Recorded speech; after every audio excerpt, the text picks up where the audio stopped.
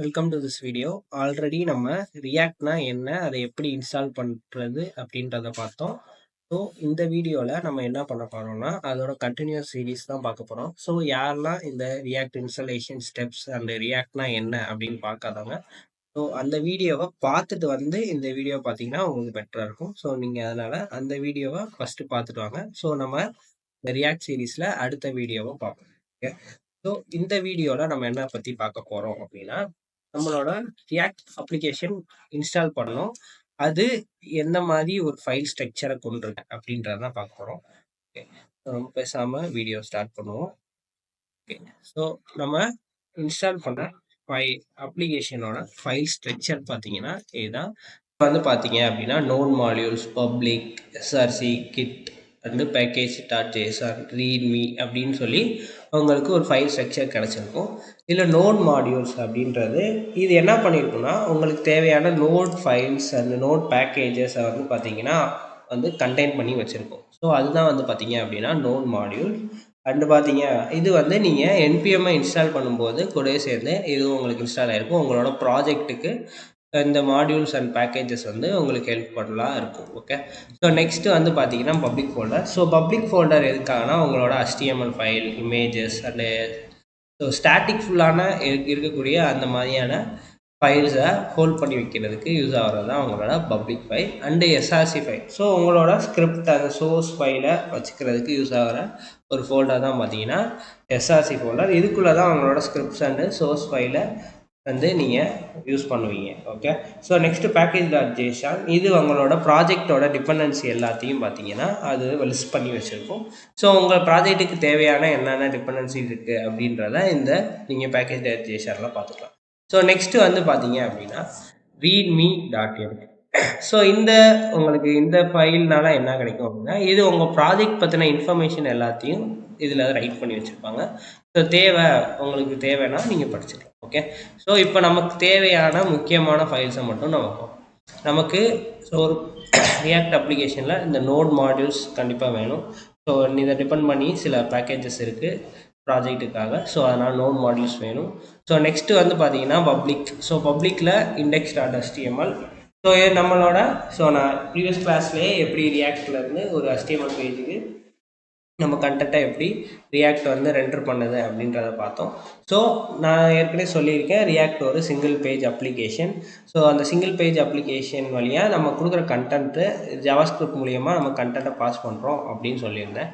So அதுக்காக இந்த HTML பேஜில் தான் நம்மளோட கண்டென்ட் எல்லாமே என்ன ஆகும்னா விசிபிள் ஆகும்.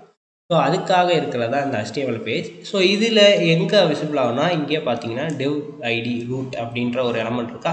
ஸோ இந்த எலமெண்ட்டு கீழே தான் வந்து பார்த்தீங்க அப்படின்னா உங்களுக்கான எல்லா விஷயங்களுமே இதுக்கு இடையில தான் உங்களுக்கு கண்டென்ட் எல்லாமே விசிபிள் பண்ண போகுது. ஓகே, ஸோ மீதி ஃபைல்ஸ் எல்லாம் வந்து பார்த்தீங்கன்னா உங்கள் ப்ராஜெக்ட் நீங்கள் இன்ஸ்டால் பண்ணி ரன் பண்ணும்போது இந்த மாதிரி உங்களுக்கு இன்ட்ரடக்ஷன் காட்டும்.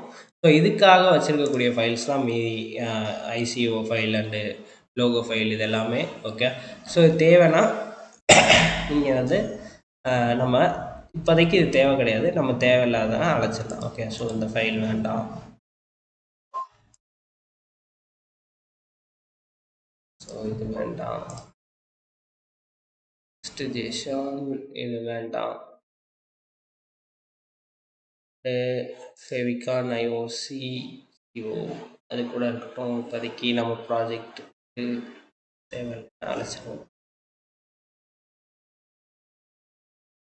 ஸோ இந்த ஃபைல்லாம் தேவையில்லாத ஃபைல்ஸு. ஸோ நெக்ஸ்ட்டு நமக்கு இதில் சோர்ஸ் ஃபைலில் நமக்கு என்னென்ன ஃபைல் வேணும் அப்படின்னா முக்கியமாக index.js and app.js, index.css, app.css இந்த ஃபைல்ஸ் இருந்தாலே நமக்கு வந்து போதும். ஸோ நெக்ஸ்ட்டு தேவையில்லாத இந்த ஆப் டெஸ்ட்டு தேவையில்லை, லோகோ SVG தேவையில்லை. அண்டு பார்த்தீங்க அப்படின்னா இந்த செட்டப் டெஸ்ட் தேவையில்லை. ஸோ இப்போதைக்கு நீங்கள் ஒரு ப்ராக்டிஸ் பண்ண போகிறீங்க அப்படின்றப்ப பட்சத்தில் உங்களுக்கு இந்த இதெல்லாம் தேவைப்படாது. ஸோ அதனால் இதை நம்ம டெலீட் பண்ணிடுவோம். ஸோ இந்த ரிப்போர்ட் வெப் விஷுவல்ஸ் அப்படின்ற இந்த ஒரு ஃபங்க்ஷன் இப்போதைக்கு உங்களுக்கு அது தெரிஞ்சுக்கணும்னு அவசியம் இல்லை. ஸோ இப்போதைக்கு தேவையில்லை. ஸோ அதனால் நான் வந்து என்ன பண்ணிக்கிறேன், இப்போதைக்கு இதை ரிமூவ் பண்ணிக்கலாம்.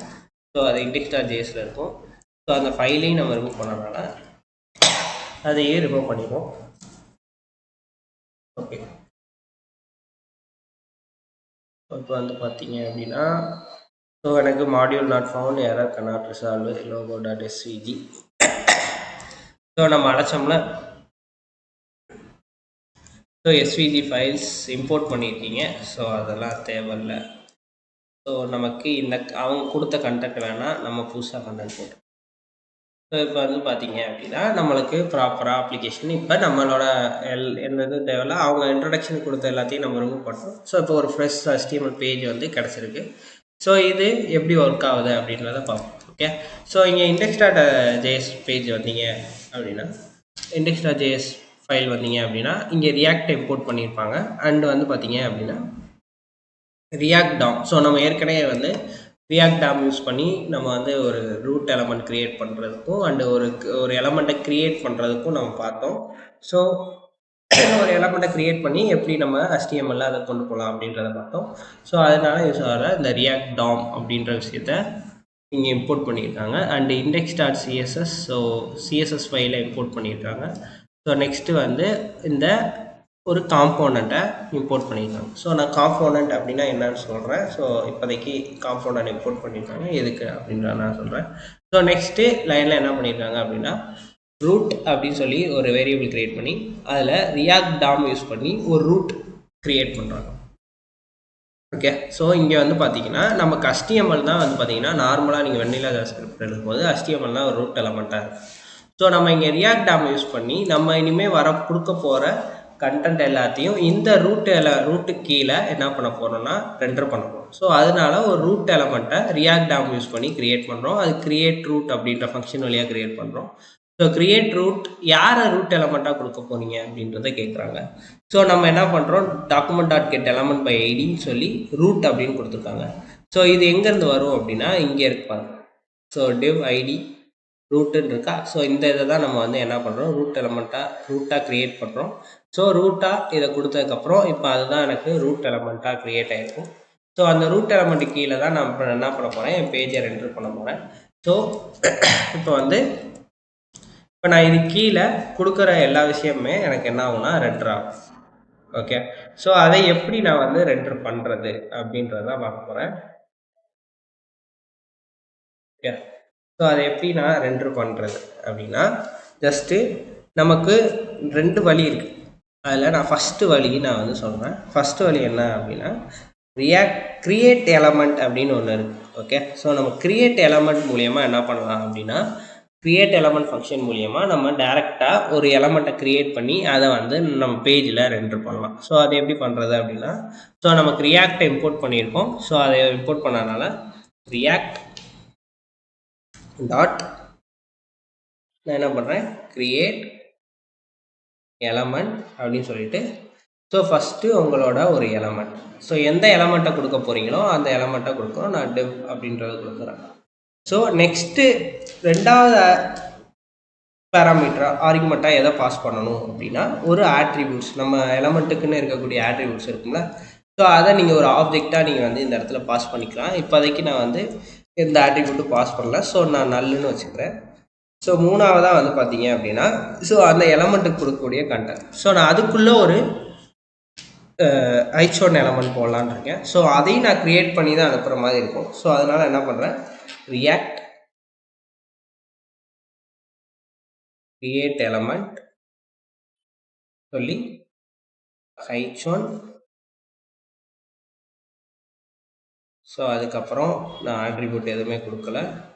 ஸோ நெக்ஸ்ட்டு நான் வந்து என்ன பண்ணுறேன், ஸோ நான் கொடுக்க போகிற கண்டென்ட் ஹலோ வேர்ல்ட் அப்படின்றத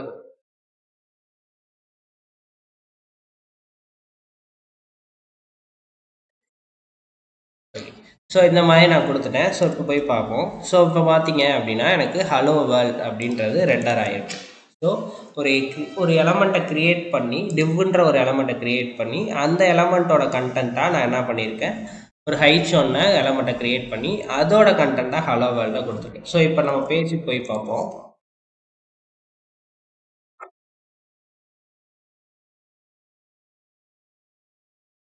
ஸோ பார்த்தீங்கன்னா ரூட் எலமெண்ட், ஓகே, ஸோ நம்ம ஒரு ரூட் எலமெண்ட் க்ரியேட் பண்ணோம், அது div ஐடி ரூட். ஸோ அதுக்கு கீழே வந்தோம்னா நான் வந்து ரியாக்ட் க்ரியேட் எலமெண்ட் மூலியமாக க்ரியேட் பண்ண டிவ் இருக்குது. ஸோ அந்த டிவ்வுக்கு கீழே பார்த்தீங்கன்னா அதுக்குள்ளே ஒரு க்ரியேட் எலமெண்ட் போட்டு ஹலோ வேர்ல்டு அப்படின்ற h1 டேக் க்ரியேட் பண்ணேன். அந்த கண்டென்ட் எனக்கு வந்திருக்கா. ஸோ இந்த மாதிரி தான் நம்ம என்ன பண்ணணும், நம்மளோட கண்டென்ட்டை வந்து ரியாக்டில் நம்ம கொடுப்போம், ரெண்டர் பண்ணுவோம். ஸோ இதில் இப்போ நீங்கள் ஏதாவது ஆட்ரிபியூட்ஸ் கொடுக்க போகிறீங்க அப்படின்னா, இந்த இதுக்கு நான் வந்து ஒரு கிளாஸ் நேமோ ஐடியோ கொடுக்குறேன் அப்படின்றப்ப, ஸோ இப்போ நான் ஒரு ஐடி கொடுக்குறேன். ஐடி ஃபஸ்ட் அப்படின்றத கொடுத்துக்கிறேன். ஓகே, ஸோ இப்போ வந்து பார்க்குறேன். ஸோ பார்த்தீங்கன்னா எனக்கு ஐடி ஒன்று க்ரியேட் ஆகிருக்கா. ஸோ இந்த மாதிரி ரியாக்ட் க்ரியேட் எலமெண்ட் மூலியமாக நம்ம என்ன பண்ண முடியும்னா, ஸோ நம்மளோட எலமெண்ட்டை க்ரியேட் பண்ணி அதை ரெண்டர் பண்ண முடியும். ஸோ ரெண்டர் அப்படின்ற மெத்தட் தான் பார்த்தீங்கன்னா இந்த இதை வந்து பண்ணது ரெண்டர் பண்ணுது. சரி, ஓகே. தேங்க்யூ ஃபார் வாட்சிங் திஸ் வீடியோ. உங்களுக்கு இந்த வீடியோவில் ஏதாச்சும் டவுட்ஸ் ஏதாவது கேட்கணும் இருந்துச்சுன்னா அதை கமெண்ட் செக்ஷனில் போடுங்க. ஸோ அதுக்கு நாங்கள் ரிப்ளை பண்ணுறோம். ஸோ இந்த வீடியோ பிடிச்சிருந்துச்சுன்னா லைக் பண்ணுங்கள். ஸோ உங்கள் யாருக்காவது ஃப்ரெண்ட்ஸுக்கு ஷேர் பண்ணால் ஷேர் பண்ணுங்கள். கெட்டி டெக்னாலஜி சேனலை சப்ஸ்கிரைப் பண்ணுங்கள். தேங்க்யூ.